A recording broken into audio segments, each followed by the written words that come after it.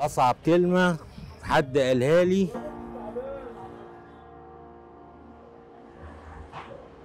لا بلاش تتكلم.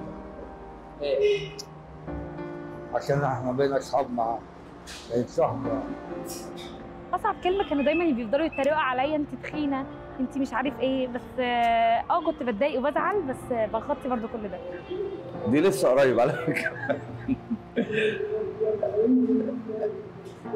يعني هو يعني اداني صفه مش فيا اصلا، يعني حد ظلمني اداني، يعني وصفني بوصف مش موجود فيا، فزعلتني بس مش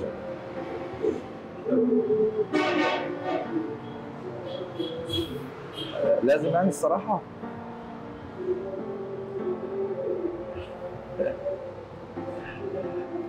اصلا حاجه ما ينفعش تتقال. صعب انها تتقال يعني. سلام يا شيخ. واصعب كلمه حد قالها لك؟ انت صعب. أصعب كلمة مضايقتك؟ مضايقتني مع مرت عمي قالت لي انت حرامي. وهي ما قالتليش حرامي، بس هي شتمتني شتيمة. يعني كنت بدافع على بنتها في الشارع، كانت في عيال قاعدة تضايق فيها، دافع عنتها، لميت صحابي ورحت اشوف في ايه. انا اللي اتعورت واتضريت، بتقول لي انت هتفضح بيتني، انت ما اعرفش ايه، وفضلت تشتم فيا، جرحتني وما بتمرش فيها حاجة، تطلع تقعد تاكل وتشرب وتدوب. ممكن تكون أنا ليا عندك فلوس، يعني يكون حد يكون ليه فلوس عندي ولا حاجة ويقول أنا ليا عندك فلوس، يعني دي بتقطع، يعني دي بتبهدلني من جوه. يعني ممكن أنا أكون عامل حسابه، بس إيه يعني الأمور مأزمة شوية، ممكن بكرة بعده بعده، إنما هي ككلمة بتقطع، يعني بتقطع في الواحد يعني. واصعب كلمه حد قالها لك؟ لما تسمع من شخص مثلا ان انت بتحبه بالفراق، يقول لك انا خلاص مش قادر اكمل معاك او مش عايزك، دي بتبقى صعبه. يعني انت بتحب الشخص ده كويس جدا، فدي كلمه بتبقى صعبه عليك. اصعب كلمه حد قالها لي، هي مش حد معين، ناس كتير اللي هي ممكن بتحاول تهدمك، اللي تقول لك لا انت مش هينفع، انت مش نافع، انت مش هينفع تكمل، اللي هو الناس اللي بتكسر عزمك ديت يعني. طب اصعب كلمه حد قالها لك؟ أصعب كلمة محدش يقدر يقولها لي أصلاً بقى. أصعب كلمة؟ لا مفيش حاجة صعبة عليا. طالما عندي أمل في ربنا مفيش حاجة صعبة. لا حد قال لك كلمه ضايقتك من جوه، جرحتك؟ موقف معين كده حد قال لك؟ لا طالما أنا كويس، لا طالما أنا كويس مع الناس كويس مفيش حد بيجرح حد.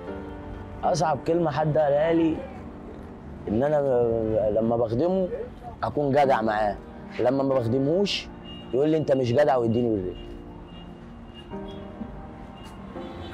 ما اعتقدش.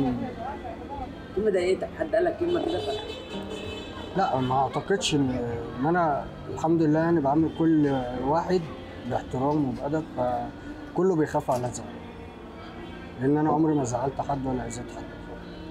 ماليش يعني براءة ربنا في اي حاجه. طب اصعب كلمه ضايقتك بقى حد جرحتك؟ والله اصعب كلمه، مره كنا في رمضان قاعدين، واحد جه طلب مننا 100 كرسي، فعدى واحد قال لنا الظروف والحكايه والروايه وكده، فقلت له ممكن تيجي بكره، انا على ابويا على بكره، كنا في رمضان اديله مبلغ كويس، فقال لي اجي لك بكره ليه؟ قلت له عشان انا معيش فلوس دلوقتي.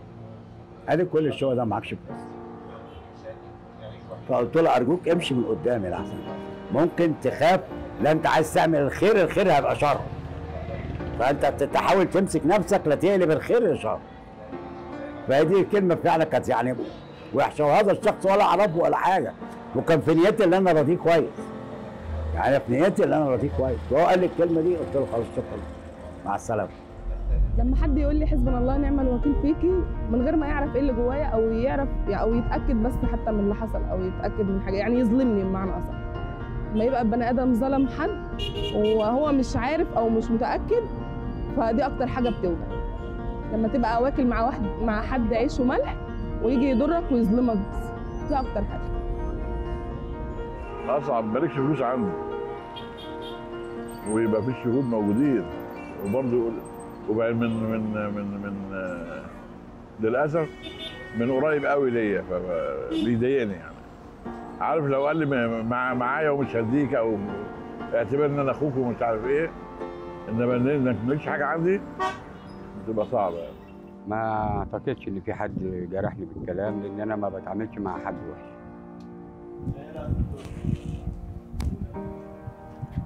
اللي انت هتطلع معاش دي كان من واحد صاحبي، كنا شهاده سوا مع بعض، بس انا جيت ظروفي خلتني اشتغل في مجال اقل مني، فخلاني وانا واقف شغال طلب مني مشاريع وبتاع وقال لي هو ده اخرك. ساعتها كان اول مره يجي لي تعب الضغط ده، كان اول مره، هي دي كانت اصعب حاجه لحظه ليا. اصعب كلمه حد قالها لي مره معدي كده على رصيف في عيل صغير قد عيالي، قال لي انت راجل بيكس قوي وشتمني. فقلت له انا بيكس؟ قال لي اه. قلت له طب انا مش، قال لي انت راجل كبير مش هكلمك. فالصراحه اتصلت بعمر ابني جبته قلت له تعالى اضرب الواد ده، وبعد ما جه كان هيضربه قلت له لا خلاص سيبه، بس انا عرفتك ان انا عندي عيل قدك يعرف يضربك، او انت بتقلش ادبك على حد كبير. اصعب كلمه والله واحد قال لي للاسف والله هو كان مفتكر ان انا ظلمته وقال لي يا ظالم، يعني حاولت ابرره واشرح له ان انا ما ظلمته لكن جرحتني ده اكثر حاجه. وهو كان غلطان للاسف يعني بس ما كان فاهم انه انا عملت الموقف ده كده ليش. ده اكثر حاجه كان المتني، قال لي انت ظلمتني وانا ما كنت ظلمته بس هو ما فاهم. لا ما حصلتش. اصعب كلمه اتقالت لي انا ما سمعتهاش من حد. لا انا ما باذيش حد ولا بضايق حد، فربنا سبحانه وتعالى بيبعتني الناس اللي يعني في واحد لسه قريب خاني معايا وانا صاحب حق وجاي واعتذر لي، يعني الحمد لله بحب الناس برضه اتلموا عليه وقالوا لا ده ما ينفعش. بس يعني لا بصراحه مش متذكره حد قال لي كلمه صعبه، ممكن افتكر حد قال لي كلمه حلوه.